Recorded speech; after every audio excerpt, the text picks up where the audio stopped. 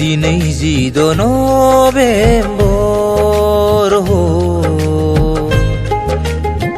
दिनै 10 नभेम्बर बर' थुनलाइनि जोनोम सान जारिमिनारि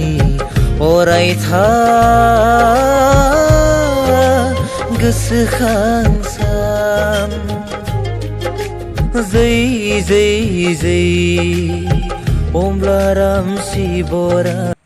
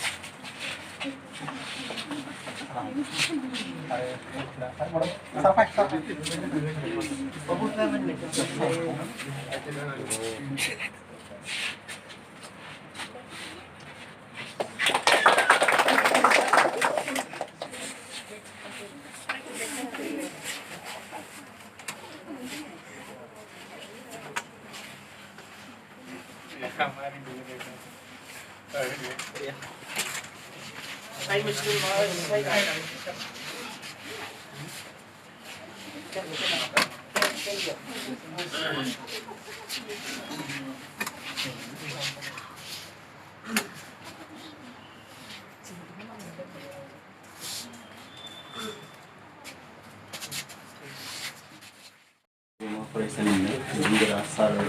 बिबुंथि सरगिरि बिथां जोंनि बे फरायसालिमानिनो बिबुंगोरा सार कमलेश्वर बर' बिथांजों लोगोसे जोंनि कलेज इउनिभारसिटिनि आफादगिरिजों लोगोसे सोद्रोमा नोंथांमोन फरायसुला फरायसुलिमोन जोंनि दख'रानिफ्राय सफैनो हानाय नेहाथारि बिथां सन्जिब बर'जों लोगोसे बिबानगिरि नोंथांमोन बे समाव आं हरखाबैब्लाबो दिनैनि जुदि नाफाम वाल मेगाजिन बेखौ आङो बेखेवना होबाय किन्तु आङो बारा गोलाव बिबुंथि लाखिगोन होननानै सानाखैमोन आरो आङो प्रिपेयारबो नङा जियानो जा आं मोनसे खोथाखौल' हास्थायो जे जों दिनै फिसा फिसा लेखानि दारैनो इयुनाव सासे गेदेर लिरगिरि सोमजिहोनो हायो दा बे हिसाबै दिनैनि बायदि वाल मेगाजिनानो जा बा फिसा फिसा मावथायानो जा बायदिसिना लेखाफोरखौ जोंनि सेंग्रा सिख्लाफ्रा उथिबोनाय फरायसुला फरायसुलिमोना लिरनाय हुदा खालामोब्ला जों इयुनाव साफा साफा मोजां राफोद लिरगिरि जानो हायो आरो दिनैनि बायदि हाबाफारिनि गेजेराव लिरनाय जुदि सोरजिनाय बे सोरजिनायानो फैबाय थानाय समाव जोंनि थुनलाइ बिथिङाव गेदेर मोनसे बिहोमा होलांगोन आरो दिनै बे जारिमिन जाना थागोन खैराबारि जौमा फरायसालियाव जिथु थि बिसान नाफाम मुं होनानै जिथु वाल मेगाजिन दिहुनदों बेयो मोनसे जारिमिन जाना थागोन आरो फैबाय थानाय समाव बे जोंनि इयुन जोलैखौ जथेस्थ' थुलुंगा होगोन आं बेखौ हास्थायो आं बेखौ बुंनानै आंनि बुंनायखौ फोजोबनायजों लोगोसे बेखेवना होबाय होननानै गोजोननाय सार बिथांनिसिम दिनैनि बे नाफामनि थुनलाइ सिब्रथि बिसान 2019 नि खैराबारि फरायसालिमानि बे नाफामनि थुनलाइ सिखौ बेखेवना होनायनि थाखाय बेसेन गोसा समखौ गारनानैब्लाबो जोंनि जि हांख्रायनाय बाहागो लाफैनानै दिनैनि बे हाबाफारिखौ मावफुंनो हानायनि थाखाय सार बिथांखौ खेबसेबाव साबायखर बावबाय आरो गासै जोंनि खैराबारि फरायसालिमानि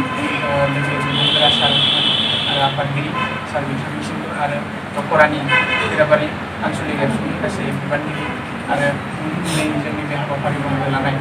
बर' फरायसा थुनलाइ आफादनि बिबानगिरि गुबुन आयदानि आरो गासै फरायसुला फरायसुलि गासैखौबो आं